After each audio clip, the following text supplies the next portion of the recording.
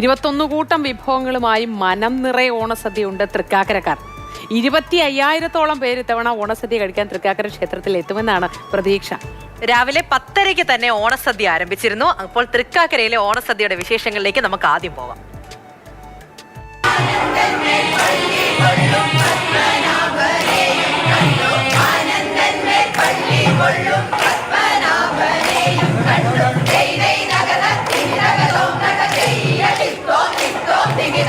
മോത്തി പൂജ രണ്ടാളും ഓണസദ്യ കഴിക്കാൻ റെഡിയായി നിൽക്കുകയാണെന്ന് വിചാരിക്കുന്നു. ഇവിടെ തൃക്കാക്കരയിൽ അതിഗംഭീരമായ ഓണസദ്യ ആളുകൾ ഇങ്ങനെ കഴിച്ചുകൊണ്ടേയിരിക്കുന്നു. ഒരുപാട് പേര് ഇപ്പം തന്നെ വന്ന് കഴിച്ച് പോയിക്കൊണ്ടിരിക്കുകയാണ്.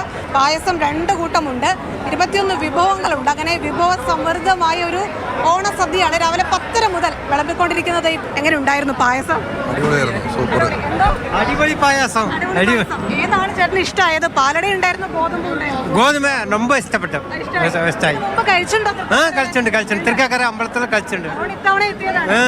Happy Onam. Happy Onam. Happy Onam. എങ്ങനെയുണ്ട് ചേച്ചി പായസം? നല്ലതായിരുന്നു, സൂപ്പറായിരുന്നു പായസം. പപ്പടവും പഴവും ഒക്കെ കൂട്ടിക്കുഴച്ച് പായസം കഴിച്ചുകൊണ്ടിരിക്കുകയാണ്. നല്ല രുചിയുണ്ട്. ഒരു ഭാഗ്യമല്ലേ, ഇത് നൈവേദ്യം പോലെ കഴിക്കേണ്ട സാധനമാണ്.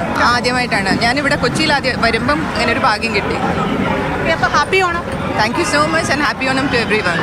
വേറെ എവിടെയെങ്കിലും പോയി ഓണസദ്യ കഴിക്കുന്നുണ്ടോ? ഇല്ല, എപ്പോഴും ഫാമിലിയോട് കൂടിയാണ്. പ്രാവശ്യം ഇവിടെ വന്ന് കഴിക്കാൻ ഇത് കിട്ടിയ അവസരം കിട്ടി. ഇത്രയും ആളുകളെ എങ്ങനെ നിങ്ങൾ മാനേജ് ചെയ്യുന്നു എന്നുള്ളതാണ്. 25,000-ഓളം പേർ ഇത്തവണ ഇവിടുന്ന് കഴിക്കുമെന്ന് പ്രതീക്ഷിക്കുന്നു. ചെയ്യാൻ പറ്റുന്ന സജ്ജീകരണങ്ങൾ ഇപ്രാവശ്യം നമ്മൾ പുതുതായിട്ട് ബൊഫേ രീതിയിൽ, അതായത് പ്ലേറ്റിലും കൂടി നമ്മൾ തിരുവോണ സദ്യ കൊടുക്കാനുള്ള സംവിധാനം ചെയ്തിട്ടുണ്ട്. സദ്യ കഴിക്കുവാണോ? എങ്ങനെയുണ്ട്? നല്ലതാണോ? എങ്ങനെയുണ്ട്? കൊള്ളാം. 2 പായസവും കുടിച്ചു. അപ്പൊ ഹാപ്പി ഓണം.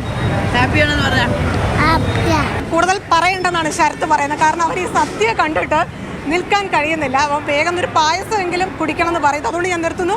എല്ലാ മാതൃഭൂമിയുടെ പ്രേക്ഷകർക്കും ഹൃദയം നിറഞ്ഞ ഓണാശംസകൾ.